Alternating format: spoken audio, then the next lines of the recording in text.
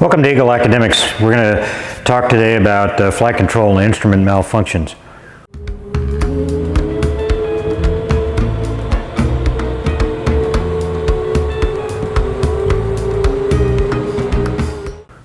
In the aviation world, GA flies small airplanes, and generally they don't go really fast. Sorry, but it's true. This is in stark contrast to biz jets and airliners that go really fast, carry lots of people, and are very complex. Those airplanes have redundancy built in that for the most part makes emergencies very manageable. Systems and training have really cut down on the accident rate in those kind of airplanes, and that's awesome, especially when I ride on one. But in GA world, we just don't have that redundancy built into our airplanes. And if something breaks, it can be serious, and there are lots of single points of failure that can present real problems. Add to that the majority of GA pilots that struggle to maintain proficiency. Cost is always a factor, and bottom line, that's just the reality of the situation. And how we overcome that basically is training. We train for things, and you know that I like training. If you've been watching this channel for any length at all, it's how we get better and how we prepare for those unusual situations that put us in the hot seat. Anytime you're dealing with people and machines, well, shit happens. And for the most part, I can't simulate these kind of problems, flight controls and instrument malfunctions, etc., in a real airplane. So I don't have a simulator, so we can't do that. So today we're going to talk about a strategy to handle flight control and instrument malfunctions, and basically I think you can extrapolate it to just about any other problem. I like to think of it as the opposite of washing your car. Okay, so go with me here. If you wash your car, you guarantee that it's going to rain in about a day or so. So by my analogy, if we train for an emergency, then it is less likely to happen. But if it does, we're going to be better prepared to deal with it. At least that's my story. So let's talk about, and that's what we're going to do right here, is we're going to fly the airplane first. Let's talk about aileron problems. This could be a jammed aileron or even a broken cable. The broken cable can happen in any airplane on a random basis, but for some folks in the Bonanza community, there's an AD that addresses this as a very real problem. It is a very real problem. And addressing it with an AD is one thing, but what happens to you if you're airborne when it happens, when it breaks? What are you going to do? Well, I'm glad you asked. First thing we're going to do is aviate, okay? Fly the airplane. In any emergency, we're going to do that. We're going to fly the airplane first. Let's call it rule number one. I actually go by a different rule in rule number one in real life, but I can't talk about it on, I can't tell you what it is on YouTube. I get banned, so maybe I'll tell you in person. Fly the airplane first is my normal approach to anything with wings and velocity. It also happens to be a really good policy for an emergency as well. I mean, makes sense, doesn't it? What we're going to do is what it takes to regain or maintain control of your flight path. Don't let the airplane fly you, fly the airplane. You fly the airplane. That's what my dad drilled into me when he was teaching me to fly. What would happen if the aileron cable broke? Well, I'm going to expect that you're going to have a sudden roll occur. The cables used in most airplanes have tension on them. Just for guesses, it's going to be in the 30 to 60 pound range. And you don't feel it because it's all balanced out in normal conditions. But one of the ailerons is going to streamline and the other is going to try to zero the force pulling it. What this means to you is that it's going to take quite a bit of force to level the wings. Counter the roll, level the wings. Use the rudder, the pitch, and even the power as necessary to level the wings, whatever you have to do. Once you have control of the airplane, now you can consider what to do next. I'm going to suggest that you think about landing. Pretty much real soon, but that's just me. I'm an unfrozen caveman that way. Use whatever resource you can. Use your eyes, your navigator, someone in the right seat, someone in the back, even ATC on the radio, whatever it is. Figure out what airport is close and how to get there and how long the runway is. What are the winds? Pretty much the same things you need to know if it's a normal landing, but it's going to be real important to you now. Okay, remember you're likely to have your hands really full at this point. And for the most part, all those folks are going to be very happy to help you out any way they can, in particular ATC. And it's mostly because they have imaginations and they're pretty much glad that they're not in your shoes. Let me say that you should not worry about declaring an emergency. It really is no big deal. And finally, I don't really care about inconveniencing someone at this point. They're not the ones holding the rudder with their legs shaking and their shoulders burning from holding the elevator trying to keep the plane level. They have time.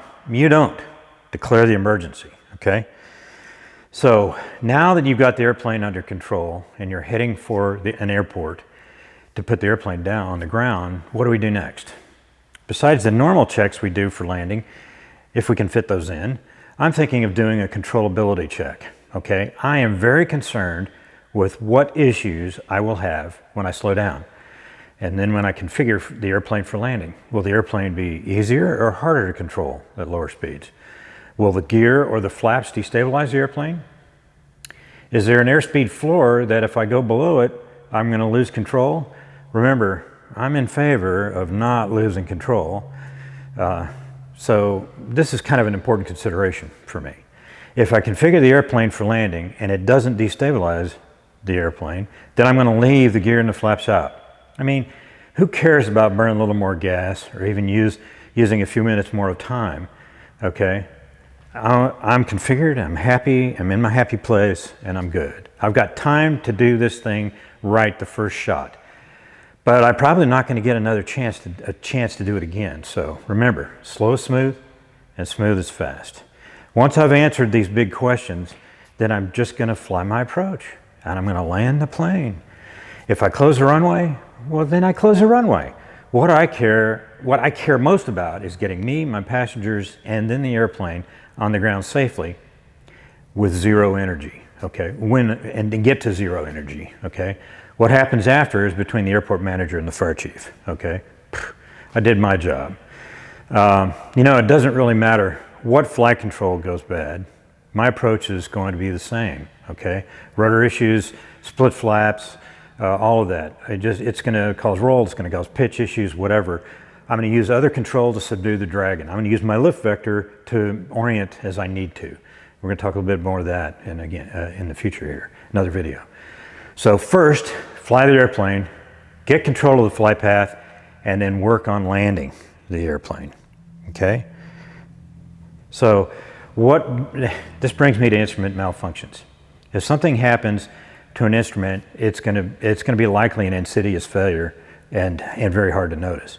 If you're VFR, stay VFR. Land the plane using outside references. Don't get tied up with strange readings inside, okay? If you're IMC or you have to go through IMC, then your situation is different. What is the first thing we do? Okay, IMC, VFR, we fly the airplane first, okay? And when we learn instruments, we learn to trust our instruments. We put our lives in the hands dials of the instruments. But now one of them has failed and it wants to mess us over, okay? And we got to figure out what it is and isolate it before it kills us. So let's say it's a pitot static failure. If the pitot 2 is blocked, the airspeed indicator is worthless. If the static port is blocked, well then the airspeed will rise when we climb and slow down when we descend. If the attitude indicator goes wonky, well, then we look at the turn and slip. Hopefully we might have a backup attitude indicator and that will work too. Okay, the important thing is to discover the bad instrument, isolate it, cover it, put a post-it note on it, stop looking at it. Okay, during the whole evolution, it would be a really good thing if your instrument cross-check was strong. It's kind of important. For one thing, a failing instrument is going to really stick out, like this attitude indicator is right here. Okay. And you're going to be able to keep the wings level by using control and performance. Remember that? Small changes, take your time, do not be in a hurry, confirm what's going on. This says you're in a turn, this says you're not, this says you're not climbing, this says you're not climbing, that says you're not climbing or diving, and your heading's not changing. See what I'm saying? Control and performance. You've got other options, you've got power, lots of things, control and performance. Isolate that, stop looking at it. There's so much to say on this topic, you know, frankly, that I can't really get into it in a YouTube video. But the most important thing is to fly the airplane first. Once you have control of the flight path, sort the problem. Don't troubleshoot the problem in the air. I don't care what caused it. What I care is knowing about the things that it's going to take to get me back on the ground in one piece as soon as possible. Okay? So that's what I mean by sweat the problem. Figure out what it is, figure out how to handle the airplane, and then get back on the ground. Use every resource you can. If it's ATC on the radio, awesome. Those guys are a great big help. And try to use only one frequency. Your idea is to minimize your task load, make small changes, and get back on the ground. So I hope that helped you out in thinking about that strategy. Fly the airplane first. It's not, I didn't invent it, but I think it's a really good one, and I think it'll help us all out. So thanks for watching the video. Hope you enjoyed it. And well, if you did, you can always hit subscribe and then the bell for notifications. It helps us out on FlyWire for all that kind of stuff. Thanks for watching, and we'll see you next time on FlyWire.